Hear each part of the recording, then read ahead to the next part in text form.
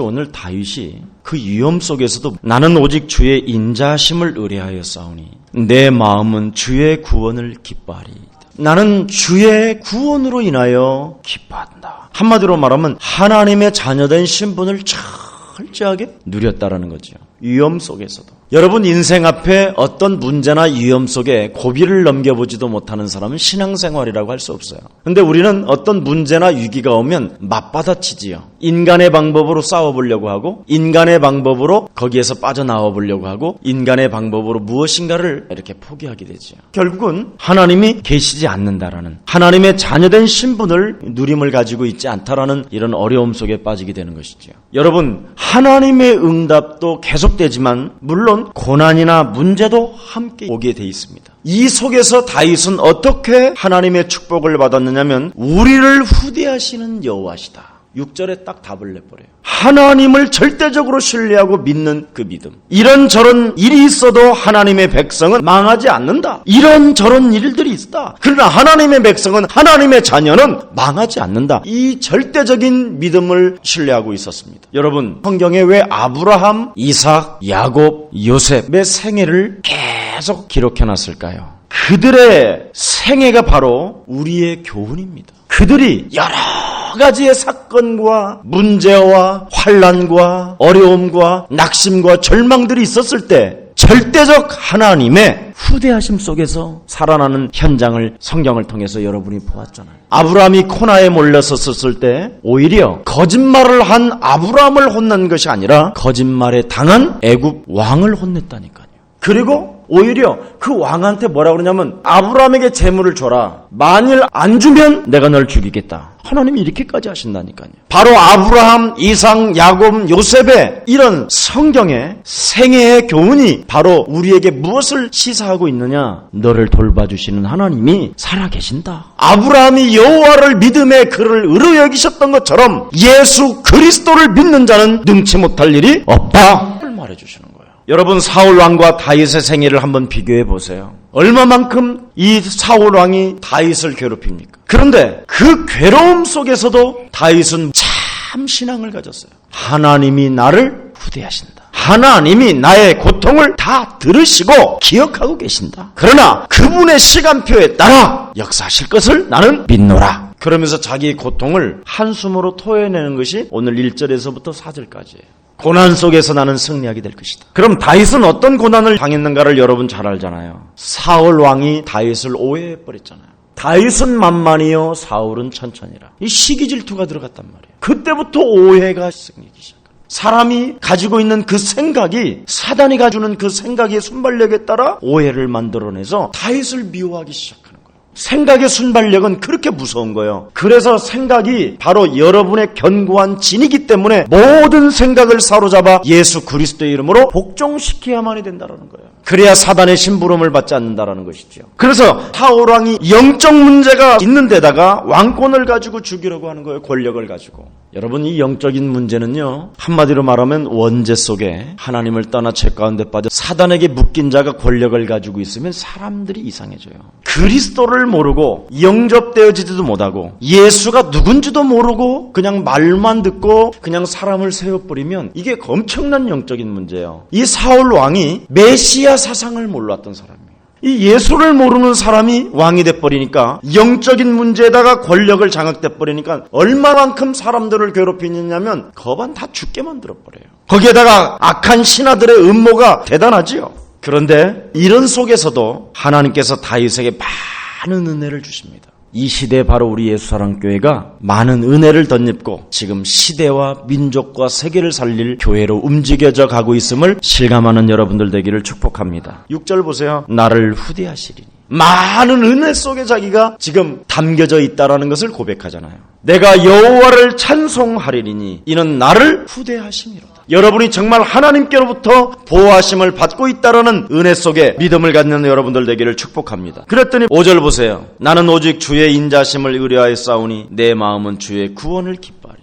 엔게디 굴속까지 들어왔는데도 불구하고 나를 피하는 길을, 구원의 길을 여셔. 블레셋으로 도망갔었을 때도 미천 척하고 위기를 넘겼었던 다윗의 모습을 보았죠. 다윗은 성공할 수밖에 없는 비밀을 가지고 있었어요. 성공할 수밖에 없는 비밀이 뭐냐? 하나예요. 그는 하나님의 계획을 발견했어요. 하나님의 계획이 뭐냐? 모든 사람들이 구원을 받으라는 게 하나님의 계획이에요. 오늘날 참 구원이라는 단어를 너무 쉽게 이해를 해서 그런지 모르지만 절에 다니는 사람이요, 교회 와가지고 이름만 바꿔 관세음보살 나무아비타불에서 주여로, 주여, 그래서 문제가 온 거예요. 여러분, 저는 많은 목사님들 앞에도 계속적으로 이야기하는 부분이 있습니다. 내가 섬기는 교회의 양들은 변화를 시켜줘야 된다. 변화 없이 따라다니면 뭐하냐? 여러분, 개인이 응답 없이 들러리 하면 뭐 할 거예요? 시집을 가야지. 장가를 가고. 들러리는 들러리에 불과해요. 예수님에게 시집을 가야 될 거 아니에요. 영원한 신부가 돼야 될 거 아니에요. 그래서 여러분들을 들러리 하기고 만들어서 목사는 자리 하나 얻으면 되겠습니까? 기득권 자리에 앉아서 정치나 하는 목사로 전락하면 좋겠습니까? 나는 그걸 원치 않는다고 그랬어요.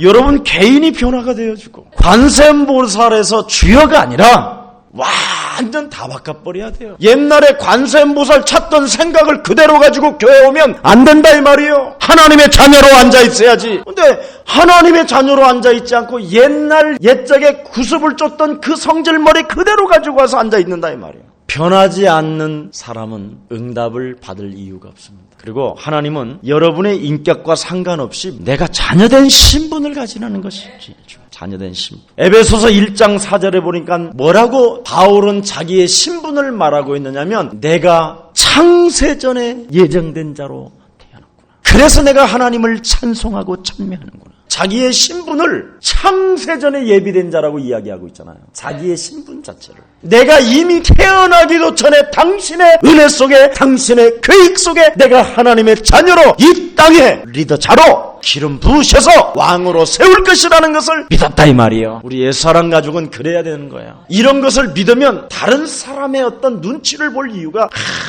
하나도 없어요. 무슨 대통령이든 장관님이든 누구든지 관심이 없어요. 하나님과의 나와의 관계가 와야죠. 여러분들도 알다시피 로마서 16장 25절에 보니까 영세전에 감추어졌던 그 비밀을 내가 소유한 자라고 바울이 고백하는 것 좀 보세요. 누가 소유한 자냐? 내가. 여러분이. 이런 사람은요, 신앙생활이 굉장히 멋있어요. 고통을 당해도 많은 내가 은혜 속에 있기 때문에 그 많은 은혜가 그 고통을 덮어버리는 거예요. 그러면 신앙생활은 아주 쉬워지잖아요. 여러분, 다윗이 가진 신앙을 여러분들도 소유하기를 축복합니다. 복음의 언약을 가진 자는 실패하지 않습니다. 여러분이 알다시피 복음의 언약이 뭐냐? 예수 그리스도. 다윗은 사무엘을 통해서 기름 부음을 받았지요. 근데 우리는 누구를 통해서 지금 성령의 기름 부으심이 있느냐면 직접 우리는 하나님께로부터 받았다니까. 다윗은 사무엘이라는 제사장한테 받았지만 우리는 하나님이 이 땅에 직접 오셔서 누구든지 나를 믿는 자는 멸망치 않고 사망에서 생명으로 옮겼느니라. 우리는 이런 신분으로 했다니까요. 그것도 부활하신 하나님의 능력으로. 그러니 다윗보다도 더 큰 축복을 우리를 받아서 모든 것을, 그래서 나는 배설물로 여기노라. 바울은 그렇게 고백을 했다니까. 빌립보서 3장 8절에 기록되어 있어요. 하나님의 성령으로 내가 기름 부음을 받았기 때문에 나는 지구의 모든 것들을 배설물로 여길 수밖에 없다. 참 이런 것을 여러분 심령 속에, 자꾸 생각 속에, 마음 속에 그걸 아멘으로 받는 그 순간 굉장한 은혜가 크죠. 복음 가진 사람은 잘났든 못났든 여러분은 복음 운동 속에 들어가 있기 때문에 조금도 부담 갖지 마시고 이제부터 확신으로 승리하기를 축복합니다. 내 능력과 상관없이 복음의 능력은 틀림없이 세계를 살리게 돼 있습니다. 한번 믿으면 그것으로 끝이라고 이미 우리 주님께서 약속하셨거든요. 한번 나를 영접하면 그것으로 끝났다. 그것이 요한복음 1장 12절에 영접하는 자 곧 그 이름을 믿는 자들 하나님의 자녀 되는 권세를 주신다고 그러잖아요. 여러분, 성경 뭐라고 되어 있습니까? 한번 믿으면 그것으로 끝났다. 내가 진실로 너희에게 이르노니 내 말을 듣고 나 보내신 이를 믿는 자는 사망에서 생명으로 옮겼느니라. 영접하는 자 곧 그 이름을 믿는 자들에게는 하나님의 자녀 되는 권세를 주셨느니라. 그래서 왕권과 제사장권과 선지자권을 가지고 이 삶에 적용하면서 하나님의 자녀로 누림 속에 살아가는 것입니다. 사람들이 자꾸 내가 뭔가를 해야만이 하나님의 응답을 받는다고 생각해요. 세상 임금 권세 잡은 자에게 묶여있는 이 시대에 여러분이 무슨 노력으로 여러분이 살아갈 거예요? 착각이에요.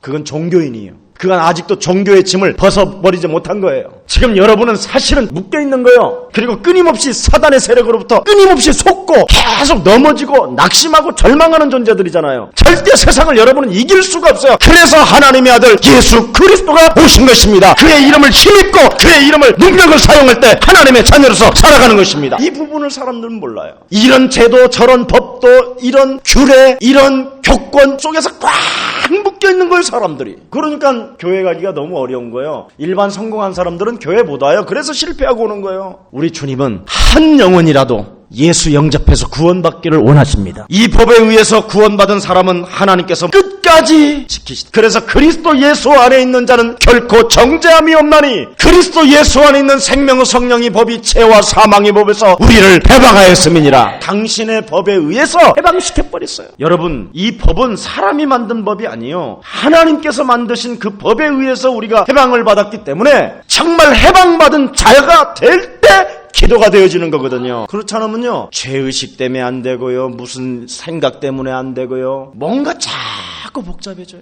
우리들의 원수는 이미 하나님이 멸하시기로 약속하셨어요. 그래서 여러분이 원수를 자꾸만 뭔가 대항하고 싸우려고 하면 안 돼요. 세상의 영웅이라고 하는 그 고관들 20여 명과 로마 시대 10명의 황제를 한번 여러분 조사해 보세요. 그들의 결말이 어떻게 비참했는가? 하나님을 대항했던 자들의 결말이 얼마만큼 비참했는가? 인간의 어떤 표현의 능력으로 말할 수 없을 만큼 지저분하고 더럽고 추하게 죽어버려요. 여러분의 인품으로 세상이 종말이 아름답게 오면 얼마나 좋겠어요? 아니면 세상의 어떤 과학적 발전으로 좋게 오면 얼마나 좋겠어요? 성경은 거기다 끝을 두지 않았어요. 이 천국 복음이 모든 민족에게 증거되어져야만이 그제야 끝이 오리라. 그리스도 예수에게 두었어요. 끝이. 모든 사람이 알기를 원해요. 우리 하나님께서는 지금. 그래서 옆 사람과 한번 인사합시다. 모든 일은, 모든 문제는 하나님의 기회로 찾읍시다. 여러분, 다윗은 시므이의 비난에도 그 시므이의 저주의 말을 하나님의 음성으로 들었어요.